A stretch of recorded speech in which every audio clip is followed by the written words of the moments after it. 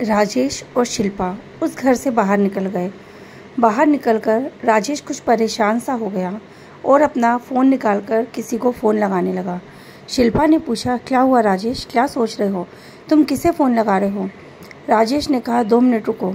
राजेश ने शिमला के police station phone लगाया और राजेश ने वहाँ के इंस्पेक्टर से कहा, हेलो सर, मैं शिमला से राजेश बात कर रहा हूँ।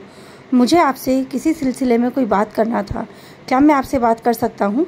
वहाँ के इंस्पेक्टर राजेश को बहुत अच्छे से जानते थे क्योंकि राजेश शिमला का बहुत ही ज़्यादा प्रतिष्ठित व्यापारी था। हर पुलिस स्टेशन वाले और हर लोग उसको बहुत अच्छे से जानते थे। राजेश ने कहा, जी सर, बताइए, मैं आपकी क्या मदद कर सकता हूँ? राजेश ने कहा, दरअसल आपको तो पता ही है ना कि मेरे भैया भाभी की मृत्यु एक एक्सीडेंट में हुई थी। कुछ 5 साल पहले उनका एक्सीडेंट हुआ था। उनका एक्सीडेंट एक तूफ़ानी रात में हुआ था। रात बहुत हो गई थी और मैं सोया हुआ था तो मेरा फ़ोन भी बंद था। तो जिस जगह एक्सीडेंट हुआ मुझे उस जगह के बारे में कुछ नहीं पता। सुबह सुबह मेरे यहाँ पुलिस इंस्पेक्टर आए थे और वो मुझे एक हॉस्पिटल ले गए। वहीं मुझे मेरे भैया भाभी की डेथ बॉडी मिली और हमारी कार जिसका एक्सीडेंट हुआ था वो कार भी उन्होंने एक गैरेज में ठीक होने के लिए भेज दी थी। इससे ज़्यादा मुझे कुछ भी नहीं पता। मैंने कभी जानने की कोशिश ही नहीं की कि क्या यह उनका एक्सीडेंट था या फिर क्या था और एक्सीडेंट कहाँ हुआ, मुझे इस बारे में कुछ पता ही नहीं था। तो क्या आप मेरी ये जानने में मदद कर सकते हैं? इंस्पेक्टर साहब ने कुछ सोचते हुए बताया, मिस्टर राजेश, जैसा कि आपने बताया कि आपके भैया भाभी का एक्सीडेंट 5 साल पहले हुआ था, तो आप मुझे ये बताइए, क्या आपने इसकी कभी कोई रिपोर्ट लिखवाई थी? राजेश ने कहा, नहीं सर, मैंने इसके बारे में कुछ भी नहीं किया।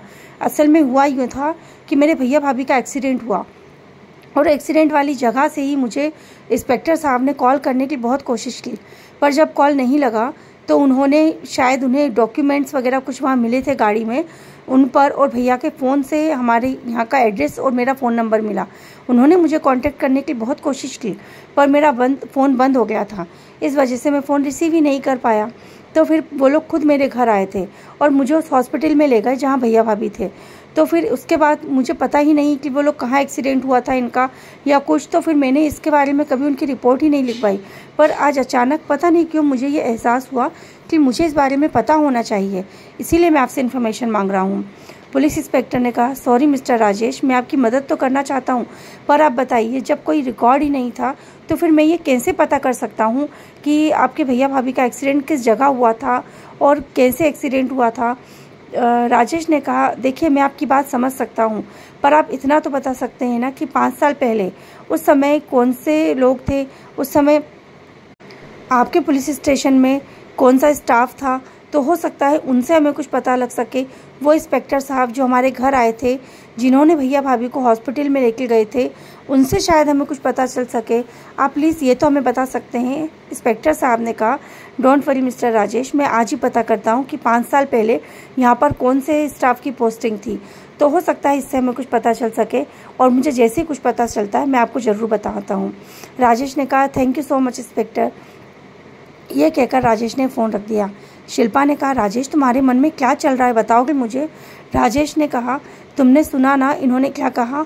ये बूढ़े काका का कहना है कि यहाँ से कोई भी तूफ़ानी रात में यदि कोई गाड़ी गुजरती है तो उसका एक्सीडेंट ज़रूर होता है और रामपुर जाने के समय ये रास्ता ज़रूर पड़ता है, और जिस दिन भैया भाभी निकले उस दिन भी तूफ़ानी रात थी, तो कहीं उनका एक्सीडेंट यहीं तो नहीं हुआ था ना? तो इस पर शिल्पा ने कहा, कैसी बात कर रहे हो राजेश, यदि उनका एक्सीडेंट यहाँ हुआ भी होगा तो हम क्या कर लेंगे, बताओ? राजेश ने कहा, देखो शिल्पा, मुझे कुछ समझ में नहीं आ रहा मैं क्या करूँगा। बस अभी मेरे लिए ये जानना बहुत ज़रूरी है कि मेरे भैया भाभी का एक्सीडेंट कहाँ हुआ था, किस जगह पर हुआ था, कैसे उनका एक्सीडेंट हुआ था। भैया बहुत अच्छी गाड़ी ड्राइव करते थे, उनकी गाड़ी किसी भी तूफ़ानी रात को, किसी भी जंग को, किसी भी हालात में अच्छी तरह से जा सकती थी। फिर उनका एक्सीडेंट क्या हुआ, कैसे हुआ, मुझे कुछ समझ में नहीं आ रहा है। आगे की कहानी सुनने के लिए सुनते रहिए हमारे चैनल पर हमारी कहानी नीम का पेड़। Thank you.